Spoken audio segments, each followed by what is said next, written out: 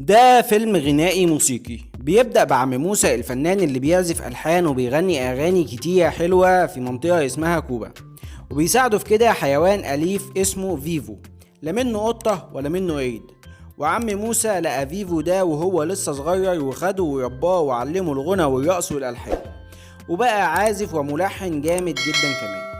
وكانوا هما الاتنين بيشتغلوا مع بعض على طول، وكانوا دايما مبسوطين وبيبسطوا الناس اللي حواليهم، وكانت الدنيا ماشية زي الفل لحد اما جه لعم موسى جواب من صديقة قديمة اسمها ميادة، وبتقول له انا هقدم اخر حفلة غنائية ليا في ميامي، واتمنى انك تكون موجود جنبي في اليوم ده وتغني معايا كمان.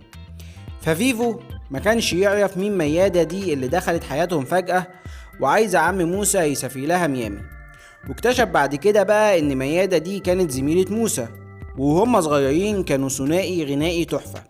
وموسى كان بيحب ميادة بس عمره ما صيحها بمشاعره، لحد اما في يوم قرر انه لازم يصيحها بمشاعره، بس كان فات الاوان، لان ميادة جالها عرض في ميامي مستحيل ترفضه. فموسى مرضيش يقف في طريقها وسابها وما صيحهاش بمشاعره، وعشان كده كتب لها اغنية ولحنها، وكان نفسه يروح الحفلة دي ويديها الميادة ويعترف لها اخيرا بحبه. وبرغم ان فيفو كان متضايق من كده في الاول، بس قرر انه لازم يساعد عم موسى في تحقيق هدفه.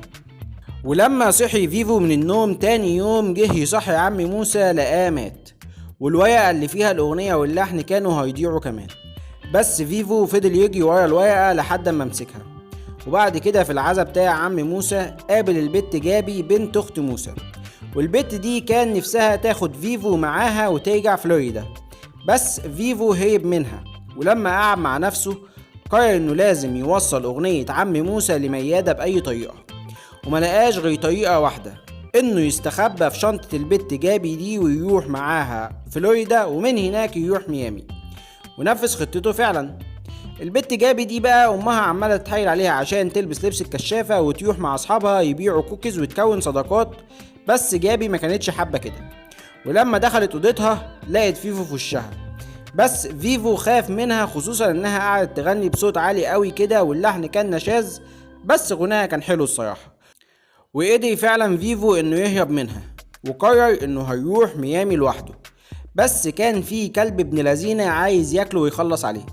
وفضل فيفو يهرب منه لحد ما يجي عند جابي تاني، اللي اول ما شافته كانت قرت الجواب بتاع ميادة لعم موسى وفهمت الحدوتة، وقالت له انا هساعدك ما تقلقش انت من النهارده صديقي. وراحت جابي تقنع امها انها تروح الحفله في ميامي، بس امها ما وافقتش. فقامت جابي راحت حجزت تذكرتين من وراها، وكانت لسه هتركب الباص هوب لقت فئه الكشافه في وشها وبيسالوها، بيقولوا لها ما جيتيش تبيعي معانا الكوكيز ليه؟ ولسه بتحاول تشرح لهم الموقف شافوا فيفو، فقالوا لها ده لازم يتحط في العزل لمده 10 ايام وياخد التطعيم ومش عارف ايه. فقامت جابي قالت لهم ماشي، وسابتهم وجيت تلحق الباص، بس ما لحقتهوش. وفئة الكشافة فضلوا يجروا وراها عشان ياخدوا منها فيفو، بس جابي ما استسلمتش وحاولت تهرب منهم لحد ما وقعت هي وفيفو من على الكوبري. بس لحسن حظهم وقعوا في مركب محملة رملة. ولما فيفو فكر انه هياخد طوق النجاة الصغير ده ويوصل بيه ميامي، قامت جابي غصب عنها حدفت فيه العجلة خرمته. ففيفو كان هيتجنن بقى، بس وهو عمال بيتكلم مع نفسه كده قامت جابي عملت مركب صغننه كده وقالت له يلا يا عم ما حرمتكش من حاجه اهو. وفعلا يجبوا المركب دي على امل انها توصلهم لميامي. وهم في الطريق بقى حاولوا يتعرفوا على بعض اكتر، وفيفو عرف ان جابي ملهاش في الالحان خالص، بس صوتها حلو ووايسه الحس الموسيقي من خالها. بس فرحتهم لم تكتمل لان عاصفه جامده جدا قلبت عليهم البحر ووقع فيهم من على المركب، وبقت الورقه اللي فيها الاغنيه مع جابي، والاتنين افترقوا عن بعض. وفيفو ما كانش عارف يعمل ايه، وقعد ينادي على جابي بس ولا حياة لمن تنادي. وعشان يوصل لجابي بقى واجه حاجات كتيرة جدا. اولهم شاف طائر حزين كده وبيدفن نفسه في التراب عشان حبيبته هتضيع منه، حبيبته اصلا اللي ما صيحهاش بمشاعره. فقام فيفو خلاه يتشجع ويصيح حبيبته بمشاعره بشرط انه يساعده انه يوصل لجابي. وفعلا الطائر ده قام صايح حبيبته بمشاعره، فهي كمان قالت له وانا كمان بحبك، وطاروا هما الاتنين من السعادة وسابوا فيفو لوحده. ففضل ماشي وهو قاعد يزعق وبيعلي في صوته لحد اما لقى سحلية بتقول له وطي صوتك يا حيوان هتموت. ولسه بيقول لها محدش يقدر يموتني، لقى تعبان ضخم جدا قدامه وقال له انت يالا بقى اللي معلي صوتك كده، يومك اسود، انت مش هيطلع عليك شمس، وكان هياكله خلاص. قام جه الطائر الحبيب ده وانقذ فيفو عشان يوصله لجابي. في نفس الوقت ده بقى جابي كانت تايهه، وكمان الورقه اللي فيها الاغنيه ضاعت منها، بس فقت الكشافه لقيتها وقالت لها تدينا فيفو نسلمك الاغنيه.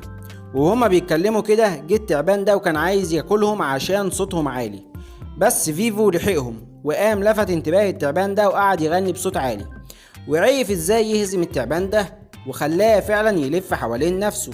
وساعتها فيفو وفئة الكشافة كانوا مبسوطين منه وقرروا انهم لازم يساعدوه انه يوصل الاغنية الميادة. بس للأسف الاغنية كانت وقعت في المية وباشت، مفضلش منها الا اول كلمتين وبس، اللي هي من موسى لميادة. فكانوا كلهم زعلانين ومتضايقين بقى، وكانوا خلاص هيرجعوا بقى، ما هو مفيش لازمة لمروحهم الحفلة. بس طلعت ان البت جابي حافظة كلمات الاغنية وفيفو كان حافظ اللحن، ففرحوا جدا. وجابي قالت له قول لي انت على اللحن وانا هكتبه في ورقة وفوق منه الكلمات، وقامت اديت له الموبايل بتاعها عشان يعزف اللحن عليه وهي تكتبه في الورقة. وقدروا انهم يوصلوا لميامي فعلا، بس كان الوقت قرب يخلص خلاص وما كانوش هيلحقوا الحفلة. بس قدروا يجروا بسرعة ويخشوا الكازينو في غفلة من رجال الامن، وحاولوا يهربوا منهم لحد ما وصلوا الباب سد ما كانش هينفع يعدوا منه هما الاتنين، فعدى منه فيفو لوحده وقدر فعلا انه يوصل للأوضة اللي فيها ميادة. ولما دخل عليها لقاها حزينة وماسكة جورنال فيه خبر موت عم موسى وصورة لعم موسى وفيفو. فقام فيفو اداها الأغنية، وساعتها ميادة فهمت كل حاجة وطلعت على المسرح وغنت الأغنية. وبعد كده بقى فيفو وجابي يغنوا للناس ويبسطوهم زي ما كان عم موسى وفيفو بيعملوا. وبيخلص الفيلم على كده. فلو عجبك الفيديو ما تنساش تعمل لايك وشير وسبسكرايب وتعمل كومنت عشان اكمل، ولو ما عجبكش الفيديو ما تنساش تعمل ديسلايك وشير وسبسكرايب برضه، بس تعمل كومنت عشان ابطل.